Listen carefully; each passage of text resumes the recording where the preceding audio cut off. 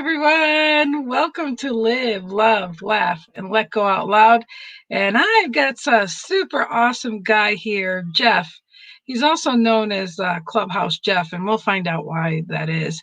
But before that, I've got a little intro video, and he doesn't even know about this one. Here we go.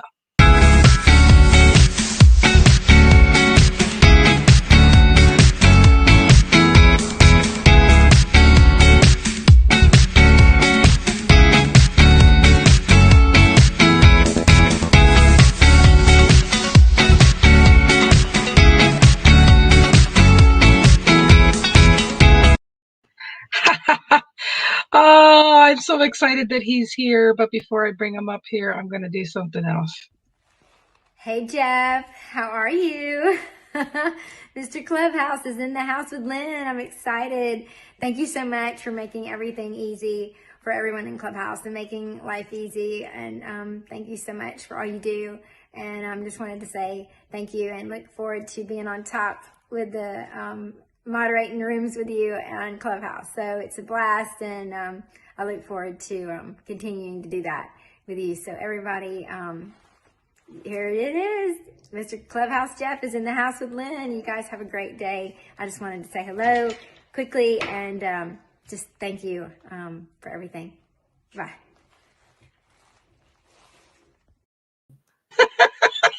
Oh, what a way to start out the show. Well, welcome to the show. I'm super excited that you are here. If you'll just go ahead and tell everyone a little bit about you, and then let's have some fun. Wow. Yeah. Thank you so much, Lynn. I really appreciate being here. This is awesome. Yeah. I've gotten to do lots of things over the years, automation and controls, robotics, all kinds of cool projects.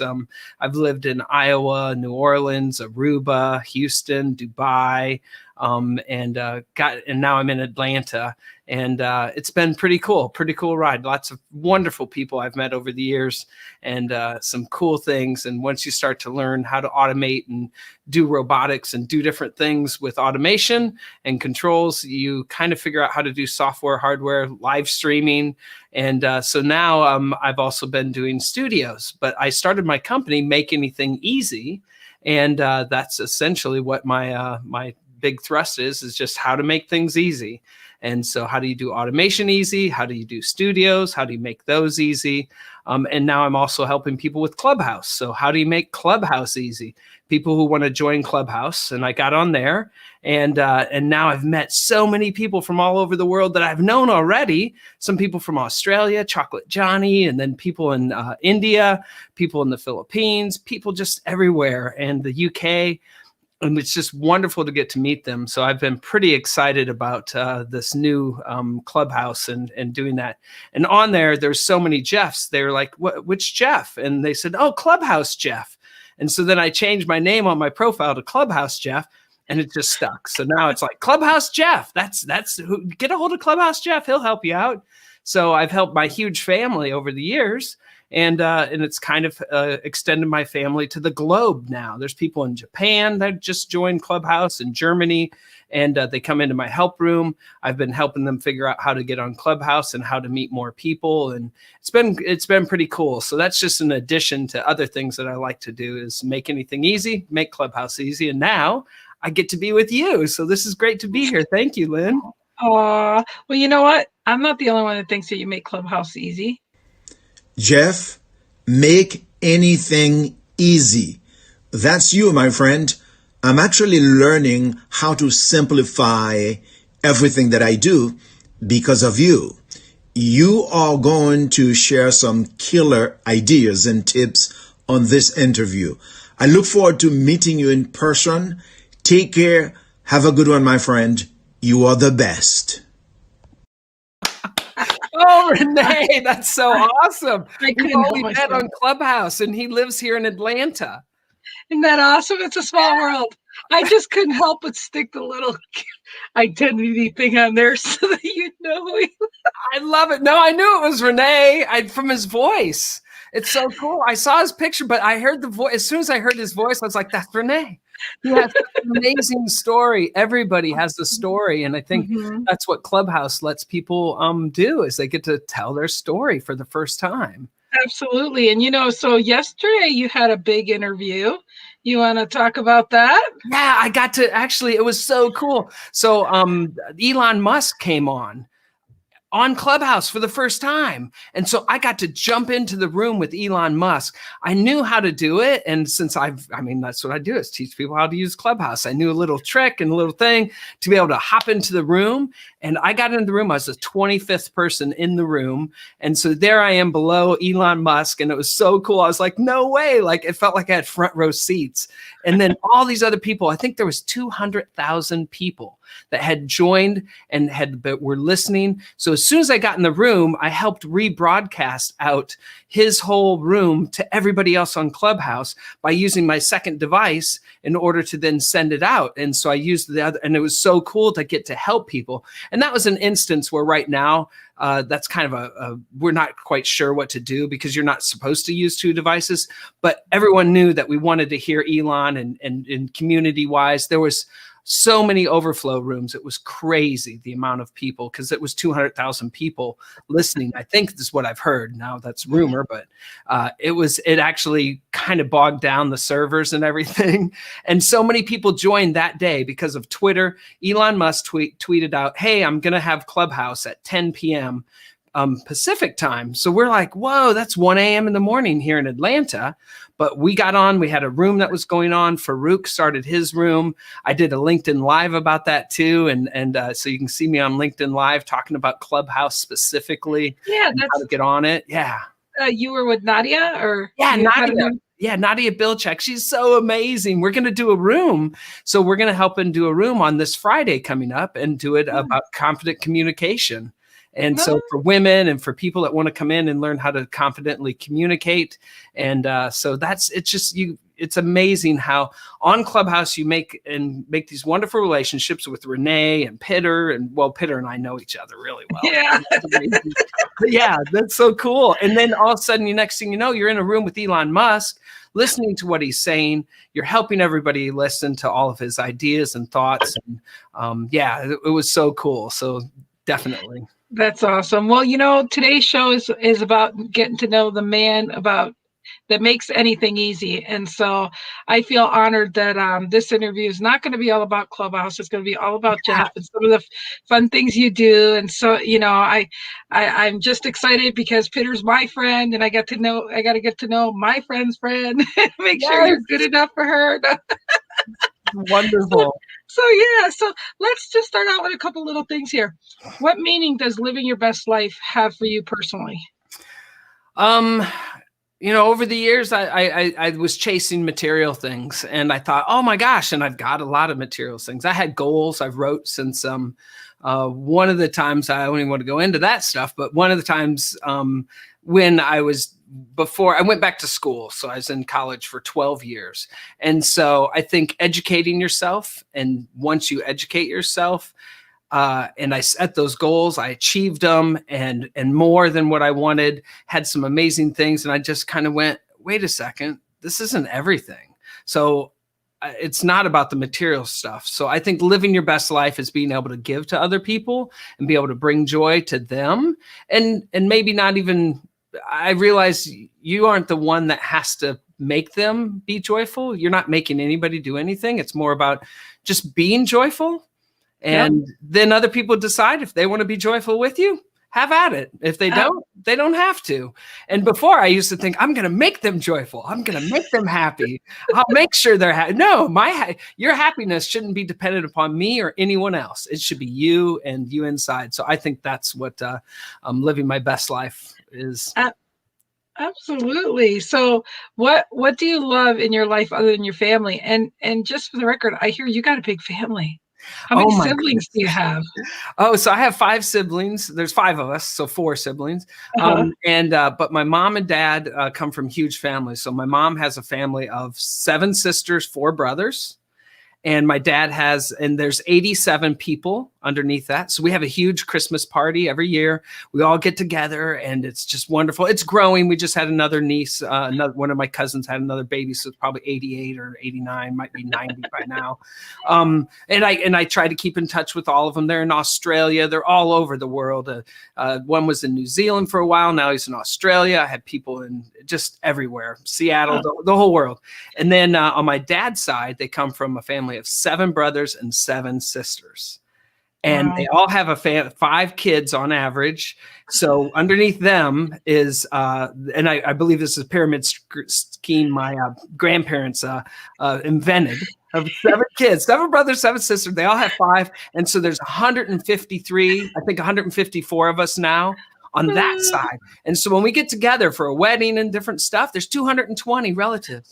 And I meet with all of them. I just love all of them. They're just amazing people. I love that. But other than that family, what else do you love?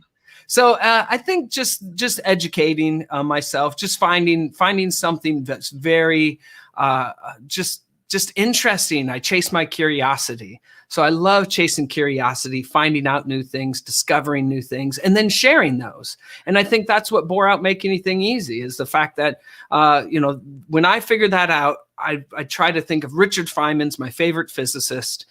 How would he go about displaying this? How would he go about telling people how to make things easy? And so that's definitely what I would do in love, other than my family. Awesome. I love that answer. What things have you let go out loud, and basically, insecurities or vulnerabilities in your life that you realized once you got over it, now you have life's better? Wow. Yeah. I think, that imposter syndrome, or feeling like, I don't think that I'm good enough. I think that I haven't achieved enough with all the stuff that I've done.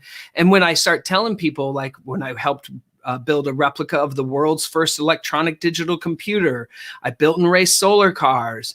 I traveled all over the world on a motorcycle. I've hopped on motorcycles everywhere I can. And then I'm like, I haven't done much. And then I hear some other people, and like, I haven't left my hometown. I'm still in with my high school friends. And I go, oh, well, geez, what was I worried about? I don't, that might be something.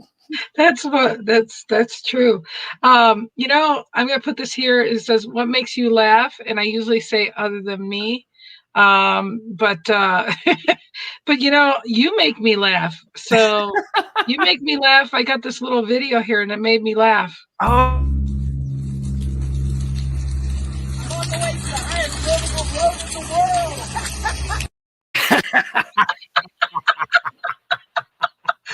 More to come on that, but I'm gonna probably play that one more time because it's just too funny. But I'm just saying that made me laugh about you. So you tell me, what makes you laugh? Oh my gosh, but that's hilarious. I think just the fact that we're even here, that we're alive, and that just, if you don't laugh every day, my parents, Mom and Andy, when they would just be doing stuff, they would always be laughing. There's always that laughter in the house. I think you have to laugh at yourself.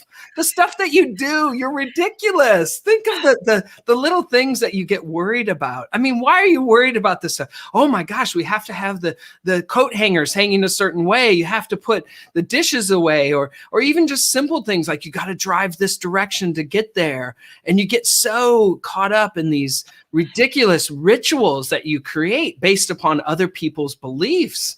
And sometimes it just, like, you got to laugh at that. I want to laugh at this video, but as a mother and watching this next video, it scared the crap out of me. And we got to talk about this.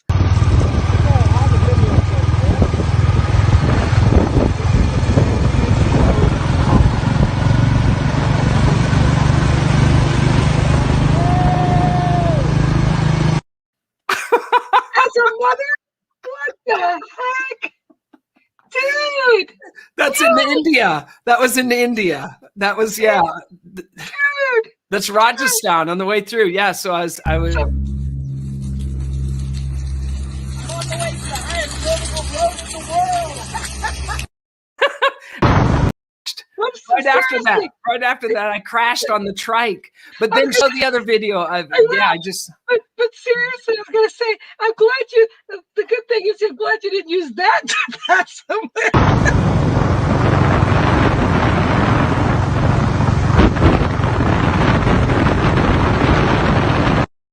So did you see the tanker that went by? The tanker that went by was a huge tanker. So now you have to show it again, but there's a semi truck that's as big as our normal semi trucks here. Watch it when it passes by that other truck, and the wind that's blowing the truck, it's tipping so far, it's about to tip over. And then the other truck goes underneath it. You'll see how big that truck is with all...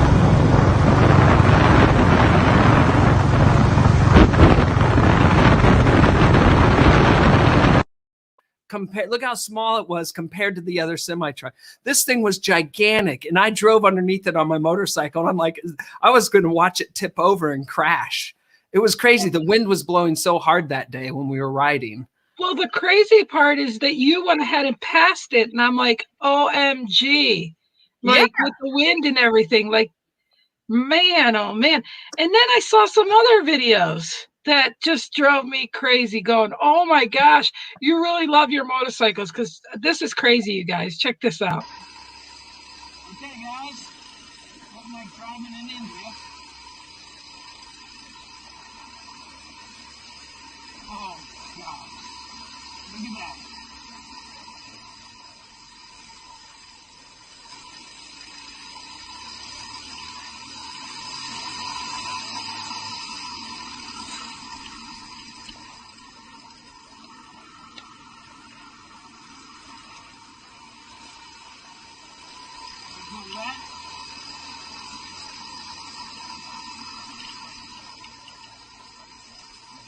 Robin should be right behind you.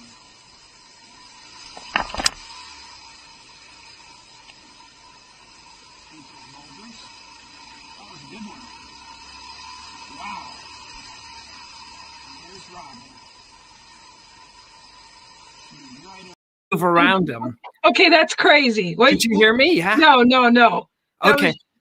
So yeah, that was Lillette. You could see him in the distance on that cliff edge, and then semi trucks would come the other direction, and you'd have to go around them as you go. And that wasn't even a scary road. That wasn't even thin. I was on some roads that were much worse than that. I haven't even shared those videos because I haven't had time to go through my library of videos. I have this one too, and this is it. This is crazy.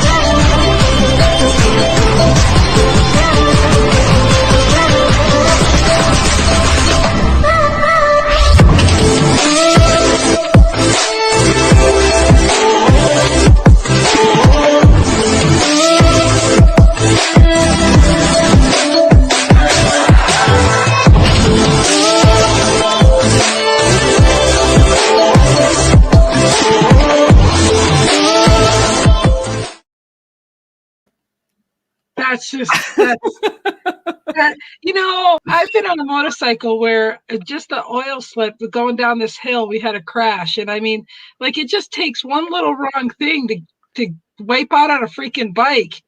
And so the fact that, you know, you gotta love riding bikes for the sake of. Oh, I've wiped out. You gotta dress for the slide, not the ride. Yeah. You got to expect it's not a matter of if, it's a matter of when, and you have to have the constitution to do that. But also, I think the most important thing is that you really have to realize when you're on the motorcycle is that you have to calculate your risk. I mean, there's calculated risk there, and you just have to mitigate those at all times. How do you minimize the amount of danger in front of you constantly? And I think that awareness and that presence is something that I've learned. And that's about making it easy too, is just having that awareness around you. Like, where am I at? And what am I doing? Why am I doing this? And having purpose behind driving the motorcycle. If you just go out and try to just cruise around. If you're doing it, if you think about where am I going right now, and then you focus on that next point, I find it makes it easier and safer because you're not just deciding to make an errant turn, like all of a sudden I'm going to turn right out of nowhere. And whenever I seem to have done that, that's when I seem to get in an accident. Something's happened. Someone's almost hit me because I've changed my mind instead of having purpose. Yeah. And you do it in a moment. On a motorcycle, it can be very detrimental. In a car, somebody honks and gets upset, and maybe they, it's a fender bender. But on a motorcycle, you're out there. And my dad taught me, you're soft and squishy, and you're on top of a motorcycle, and everything around you is very hard. So protect your soft and squishy from all of those hard things. Oh my goodness. I'll tell you what. Now I've got to ask you this question here. Yeah. Here. So have you ever gotten yourself in a pickle? What kind of pickle would you say you gotten yourself into? That you learned the most valuable lesson ever. I know you got plenty of pickle stories. You may not think you do, but come on. I want at least one with a pickle story about being on a bike, because on a motorcycle. Well, I have one around being around motorcycles. I went to the Isle of Man TT, and Prince William came to the Isle of Man TT, and I woke up that morning and I told my friends, I'm going to go meet Prince William today. And they're like, no way, bloke, you're not going to meet him. So I'm on the Isle, and this is near Ireland and the UK. And there's this huge race that happens. He flew his helicopter over that morning, and they were like, there's no way you're going to get close to him. Well, I got to shake his hand. I got to meet him. But I was like, William, hey, William. And somebody looked at me and they go, it's Prince William. And I was like, ooh, I feel it right now. I'm getting goosebumps. I'm thinking, oh my gosh, I'm getting in trouble here. And so then I met him a couple of times, like, well, at this point I get to call him Bill anyway, but Prince William was so cool, and getting to talk to him and the people around him, it was just very cool, a very good thing. And it's about being respectful of people and realizing that, there's some amazing people on this earth. And if you just get to be around them, sometimes it can be so cool. Just need to know your etiquette. But okay, but being on a motorcycle, you've had to gotten like, I'm going to ride here or there and find out the weather conditions or something. You've had to been in a pickle. Oh my goodness. I've gotten stuck in the middle of nowhere. The motorcycle broke down up on the top of, and this was in Morocco, 10,000 feet. The motorcycle had crashed. It broke. I had to tear it all apart in an ice and snowstorm. Snow was coming down, repaired the starter, got it put back together, this little monkey bike, and then drove to the Sahara Desert 13 hours away. And that was a pickle. We didn't know if we're going to make it out because it's unsupported. You just, whatever you have to fix. You have your hands and whatever's in front of you, and was able to get out of that pickle. Well, what do you do about gas and stuff? I mean, don't you? 50cc motorcycle. It's just a little mini. It's a monkey bike. And that's true. It's tiny. You can drive a lot, but you find somebody. If you run out of gas, you literally just wait. You see somebody drives by and they help you. And I found that on a motorcycle in all the countries I've been in Ireland, Spain. People are more than willing to help out an individual on a motorcycle as they're traveling, more so than a car with a bunch of people. It's just this, you're very vulnerable in this state, and people just seem to rise up to it. And I think that's what my dad has taught me on a motorcycle, is like, hey, you help other people in need. And those individuals that's there, you don't take advantage of them. You don't do that. You just allow them to be, because, there's not much that they have when they're on the motorcycle. Right. Wow, that's awesome. That's great, especially if you're going to be riding motorcycles yourself. So, yeah. So what are your big, hairy, audacious goals? And being that you're Jeff that makes anything easy, I know that's going to go hand in hand. Yeah, it is. I think my big goals are I was saying earlier this year, to impact 1 million people on the earth at some point, maybe negatively, maybe positively, but just impact them in some way. And then I realized, and I talked to Glenn Morshower, and I got to meet him, and that was so cool. He's awesome. I know. Awesome. It was like, oh my gosh, so I asked him, hey, do you want to go to dinner? We got to have dinner together. And he goes, Jeff, why do you limit it at 1 million people? He said, it should be unlimited. Why put a ceiling on? I said, oh my gosh, you're right. it's unlimited. There's 8 billion people or so I'm like, my big, hairy, audacious goal is to impact as many people as I can, even Unlimited. if it's 10. Yeah, unlimited. And if it's 10, it's 10. If it's more, if it's 10 million, that's fine. And it's really about just teaching them a way of thinking a thought process. How do you go about critically thinking about what's in front of you, what you want to achieve, and how you get it done? And that's where writing a book. So writing a book about that process, writing a book about all these different things like yoga and exercising and just being, adventures. How do you make adventures easy? How do you make building studios easy? How do you do anything? Yeah. Speaking of building studios easy, how about if you give us a tour real quick of your area there? I'm going to make a solo thing here.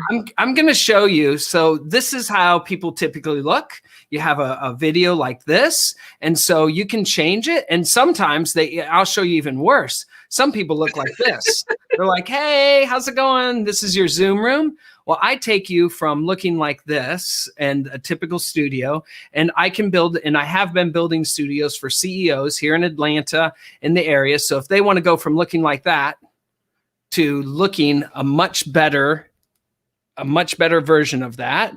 And so I'll show you what you can do. You can switch and you can look like this.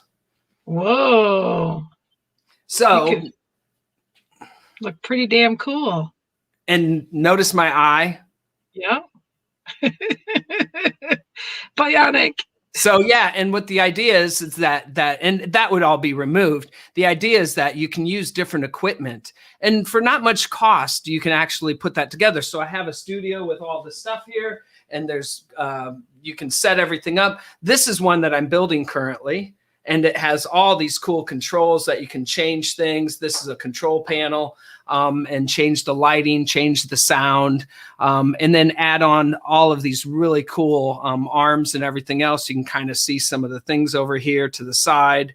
And it's just so much fun to get to do that. It's something I've been enjoying doing for a while now, is helping people get online, look very presentable, look like a CEO, look like a CNN producer or someone.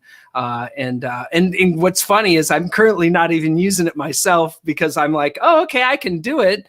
But sometimes it's fun just to have a regular webcam. Well, like I said, someday when I grow up and I get to Atlanta, you can show me how to be a big girl and do better than I'm doing. Absolutely. I got to start in the basement somewhere, right? Yeah. Well, what's cool is one of the things I want to do when you make home studios easy is I'll put together a package. I can go with you on a Zoom. You can show me what you have in the room. You tell me all the equipment you have, and then I can send it to you, and then I can help you set that up.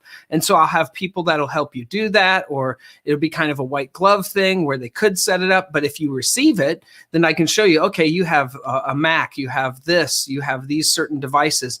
Here's all the things you plug it in. Here's where the software is. Let's connect it up. And you can do a FaceTime at the same time, and I'll teach you and show you how to connect that up. I love that. That's that's making it easy for sure. Yep. I love that. So I got another question here for you. What's the most spontaneous thing you've ever done? Oh my goodness. Whoever. Oh, there's so many spontaneous things I've done. Share.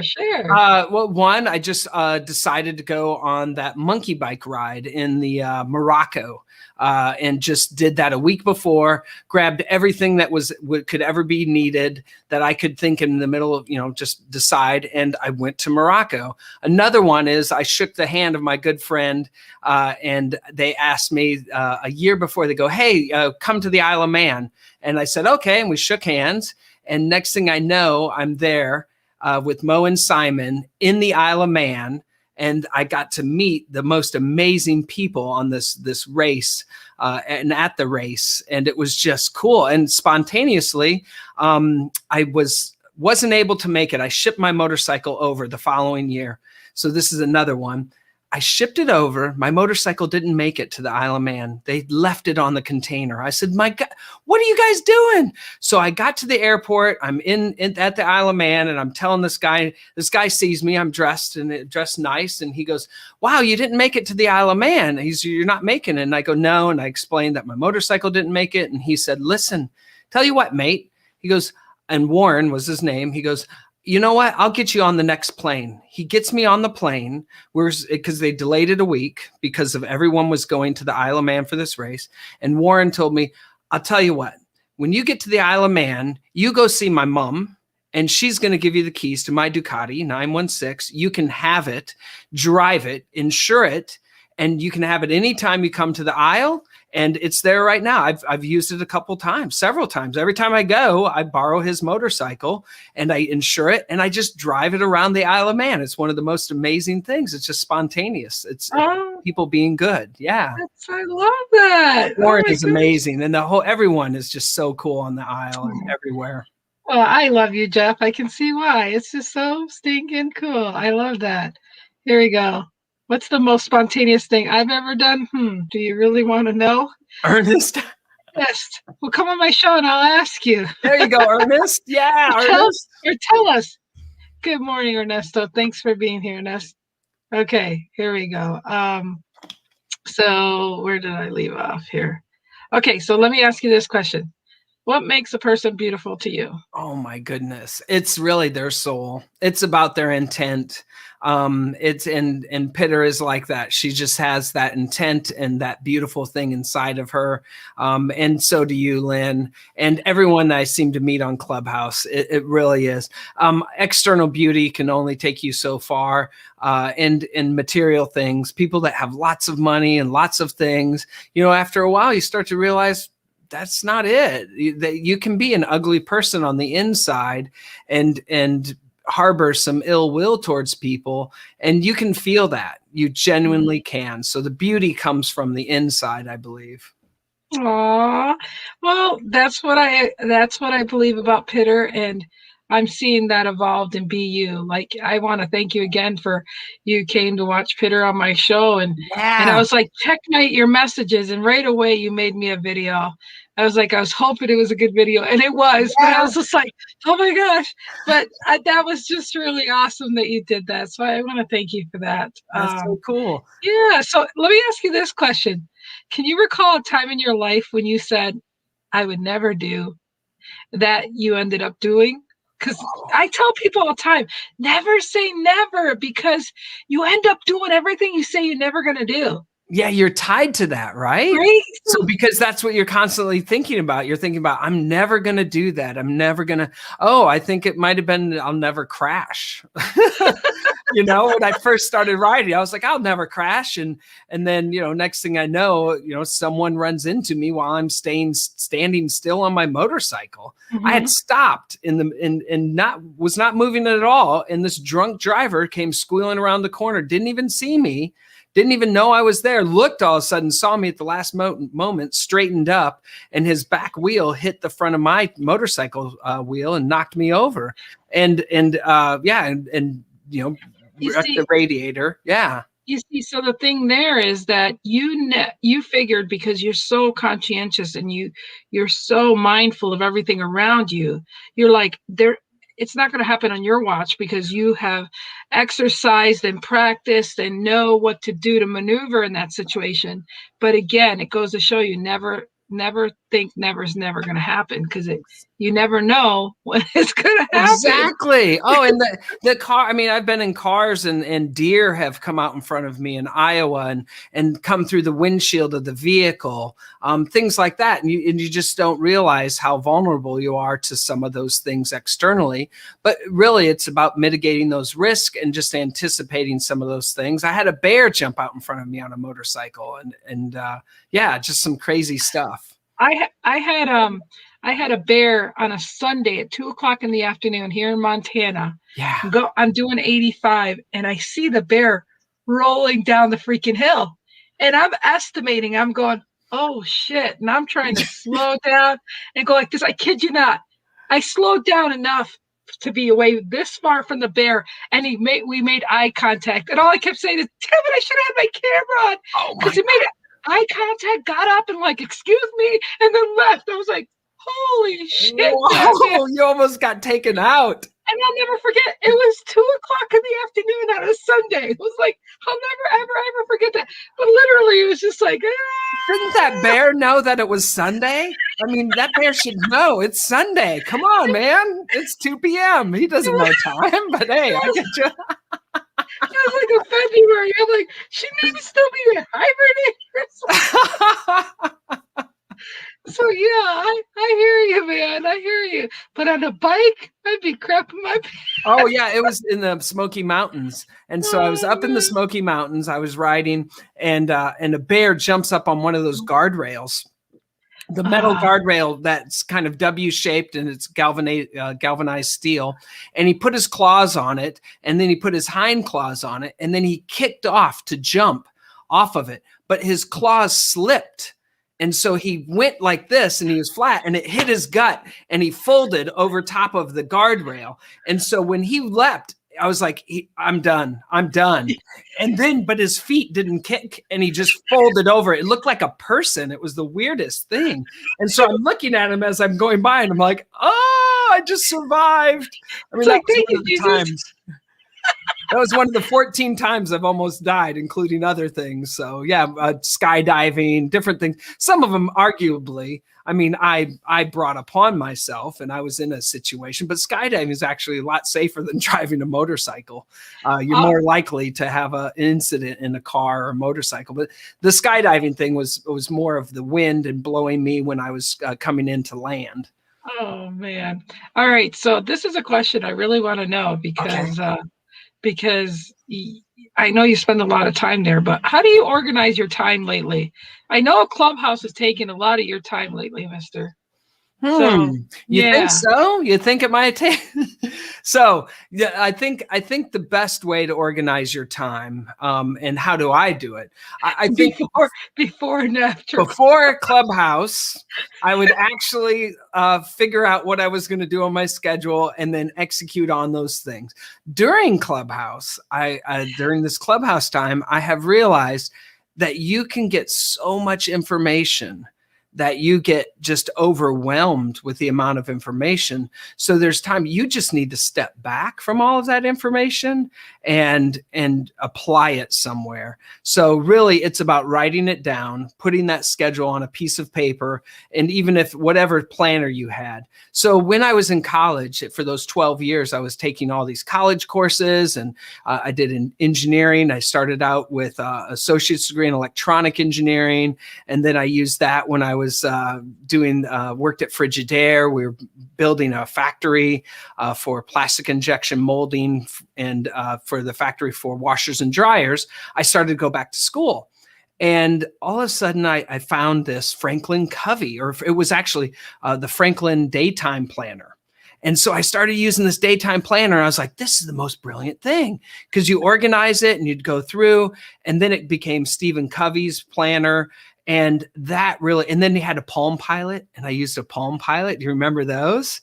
And so I used it and I'd organize and schedule, and that became so effective. But I had a schedule and a rhythm at the school system, and I was around that structure, and that helped me stay on track. But now as an entrepreneur, you find yourself, you have to do that for yourself. And if you don't, you really get discombobulated. You get all over the place. It's a good word. And Clubhouse actually exacerbates that. All of a sudden, next thing you know, you're all over the place because you're jumping from room to room, and you look up and you're like, oh, I've been on here 12 hours. What the heck? And it's just crazy. So you really have to throttle it back. I think getting back to that planner, those daytime planners and things like that can be very helpful. Yeah, it could be addicting over there. That's for sure. It really can be. So what's your favorite thing to do when you have free time? And I don't mean Clubhouse. Yeah. Oh yeah. No, that's not free time. That's just to relax. I like to yoga, sometimes meditate, but just go and just meander around, whatever adventure it might be, just on a motorcycle. Just go and ride with my friend. I have Dan that lives here. Him and I drive up into the mountains, and we'll just take off and ride with purpose. But figure out some roads, and then just decide, okay, well, we're going to head this direction. We've never seen that road. and just take a road less traveled. I think that's true with lots of things. You can just decide to go a different direction all of a sudden. And that's what's so amazing with your free time, is use it to explore, learn something, and really use your creativity and your curiosity. Nice. So you want to read that? Ernest said, mechanical engineering. Oh, wow. Oh, wow. That's so cool. Emmy, yeah. So I did industrial engineering. When I got the associates and we were doing the stuff at Frigidaire, we built this factory onto this, or a plastic injection molding system onto the side. So it was the first plastic tubs for washers and dryers. And this was with my first degree. Then I started going back to school after the first year and started out in electrical engineering, then shifted to industrial engineering. And then because of the degree system, I went for engineering operations with an emphasis in business. So I started taking these business classes. So I had a coverage of all of those different degrees. And it was really cool because I was working for Ames Laboratory, building a replica of the world's first electronic digital computer by the ABC computer at Nassau, and then also making these really cool, using electron beam welders, building a solar car, racing that across the US. And I actually won an award 2 times in a row for the Star of Sun race in 1995 and 1997. They gave me these awards for being the Star of Sun race. And Dr. Hill said, Jeff, you got to make sure you tell people about those awards. They're actually right here is one of them. And I have them. And so I got these awards for being the Star of Sun race. And it was absolutely, it was so cool at the races. It was peer elected. So the 1,000 some odd students elected me to be a Star of Sun race. So I was just really honored in that. And so as I, continued with my education, Ames Lab had a big layoff. So I got laid off from that because they had government cutbacks, and realized networking with somebody, and it was Judy Isles at the Small Business Development Center. And so I started working for the Papa John Center for Entrepreneurship, helping people discover how to take patents into businesses, researching, and then helping bring them with technology. And it was just so cool to do my engineering degree. And then I went and worked for Rockwell Automation, and that was cool with robotics. And it's just so cool for so many years of college. When I got interviewed, one of the guys interviewing me looked at my resume and he goes, "You've been in college 12 years. And I said, no, I haven't. And he goes, yeah, it's right here. And I go, what? And I looked and I went, oh, holy crap.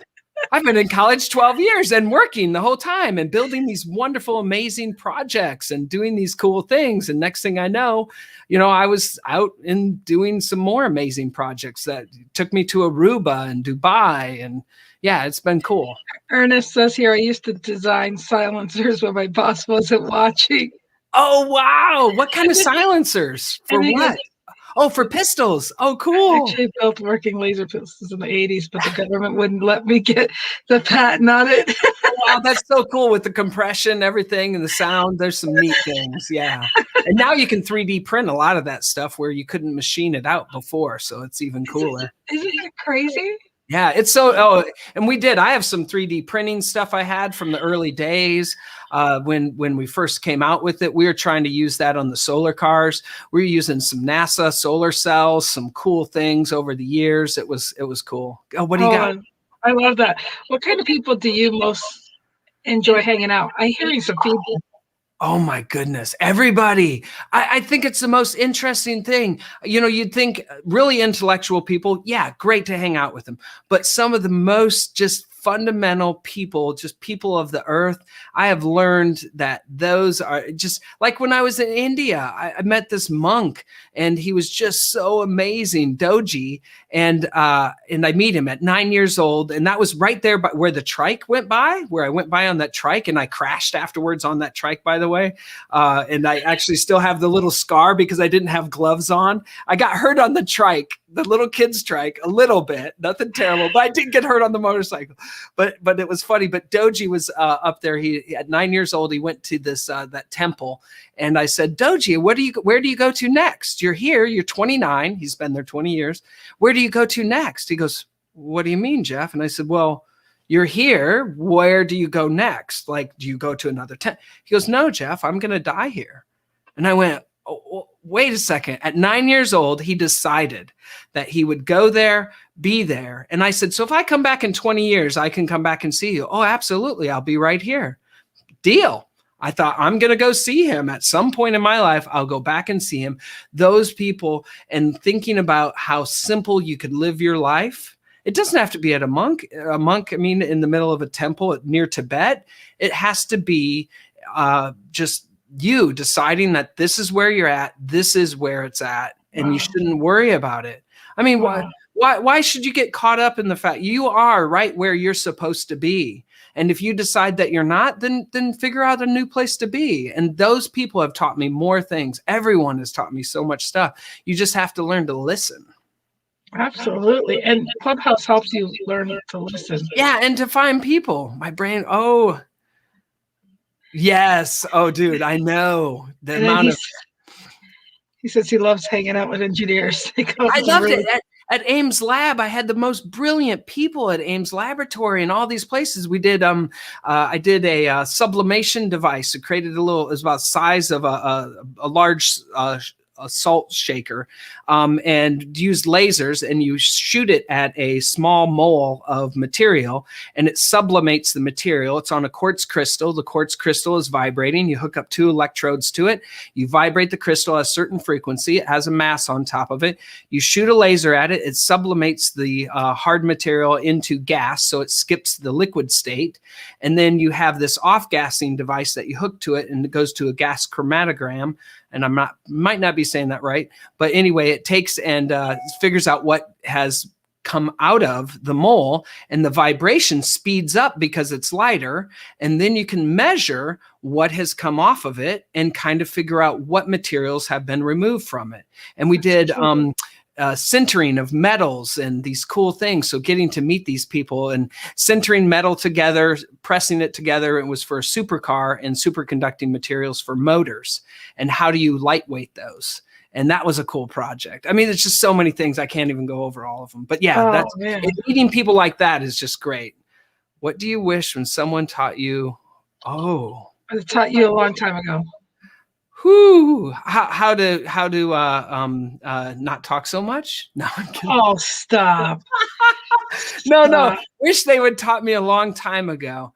Oh, to not worry. What the heck? Why are you worried about stuff? Just do it. It's almost, I mean, just be yourself. Just let go. I think let go. That's it. I think this year, this last year, 2020. So we're in 2021. Last year, I get to say that. Last year was the year of letting go for me, and not really. Why are we worried? Everything's going to be fine. Just don't worry so much. It's going to be a great day. You get to decide how your day is going to go. Well, you know, I love the fact that you're on my show, because that's just it. Letting go out loud is like a huge thing. Yeah. And so Ernest says here, my uncle was nuclear engineer and wouldn't let me. I actually had clearance. Because it was a DOE thing. So Superman. Oh, wow. Well, man, I don't even know where our time went. Can I just tell you? Oh my goodness, it did. It went by fast. Yeah, and you know, it's like I said, I'm so grateful you're here on my show, and I hope you're going to come back again, because you are just so much fun. And I can't end the show without a surprise. Hey, Peter, how's it going? Hi. So I thought I'd bring a Clubhouse Peter to life here on the show How with are you. Excellent. Good to see you. Time just like you guys make a cute little couple. I just Yeah, want to throw that in there. We've been having fun over here. I think he's a keeper. You know? What's that? Yeah. I said I've Your been sound watching. is a little off. Yeah. That's Can awesome. you hear me better? Yeah. We can hear you. When I come closer? Yep. We want you so close. We want you here now. Here, how's that? Is that closer? Yeah, there we go. I think it's closer to the thing. Oh, well, this has been super awesome, you guys. I love Thank you you. both. I am so blessed to call you guys my friends. I can't wait for the day that I can actually go and hug you guys all together. Definitely. And I need to go snowmobiling in Montana. That was one of the things I want to do. Yes. Oh, you know what? Have you ever, you got to look up Beartooth Pass. Ooh, That's Beartooth Pass. Okay. that would be an awesome ride for your all the back splashes, Oh, or yeah. switchbacks, I mean, the Yeah, switchbacks yeah, yeah. on a motorcycle. Oh, You'll I love it. can't wait. Yeah, you'll love it. You know, it's just awesome. I dated a guy from Wisconsin for 10 years, and I kept every year saying, let's go out there. But something would always happen, so he never got to ride his Harley out there with me. But it's definitely a place you've got to experience. I mean, it's just beautiful. So look it up, Beartooth Pass, Beartooth Pass. Got it. and you will be like, oh my goodness, Pitter, I'll probably see you faster than you know it once he sees that. It's so awesome. You never know in the summer when it's going to snow or anything like that too. So you guys, it's just an honor to know you guys and to consider you guys my friend. And I look forward to having you back on my show, Mr. Make Anything Easy. Wonderful. You know, you put in a lot of time in helping a lot of people, and I'm very, very thankful to know you and consider you my friend and family. It's wonderful. I met you on Clubhouse because That's right. Because of Pitter Pat. So hey, before we leave, we're gonna leave here like in 2 minutes. Tell me what it was like to be Pitterized as far as photography. Oh my goodness. So Pitter talk about making photography easy. So Pitter is just the most amazing photographer. She draws out in you. She took the headshots. She's taken so many great pictures. You showed some of those. When she takes someone, she can Pitterize them like no other. She'll take and bring something out in you, and you feel awkward at first because you're doing these weird poses. And you're like, why am I doing this? And then afterwards, you're like, oh my gosh, she has this vision and ability to see something that nobody else has. And it's just amazing. So she's taking all these pictures of judges and senators and all these very important people all over. And when she does that, it's like she almost sees you inside and is able to bring that out and open it up. And it's just becomes the most amazing photos. And you see yourself. And I love that. So you guys stay there. And I'm glad you explained that, because I'm going to play again the intro video, which has all the photography of Pitter. So that should give you a little insight. So yeah, when she's taking my photos, it was wonderful. Yeah, you'll see the one with I have a jacket. Yeah. Looking into 2021. Exactly. Yeah, I've got to post that picture. I'm going to post it on Facebook soon. Go ahead and play that. That's awesome. Okay, Pitter, thank you for being here. I love you. Thanks, Pitter. Thank you. Okay. Yep. Thanks everybody for watching. You can find Jeff at the Clubhouse Jeff, and make sure to follow him because he'll and Make Anything Easy is my website. Yep. You'll see me on Clubhouse too, but Make Anything Easy is my website. And then I have a YouTube channel. I'll start posting YouTube channels for edutainment and everything else. It'll be so cool. All right. Awesome, you guys. Thank you. Hold on.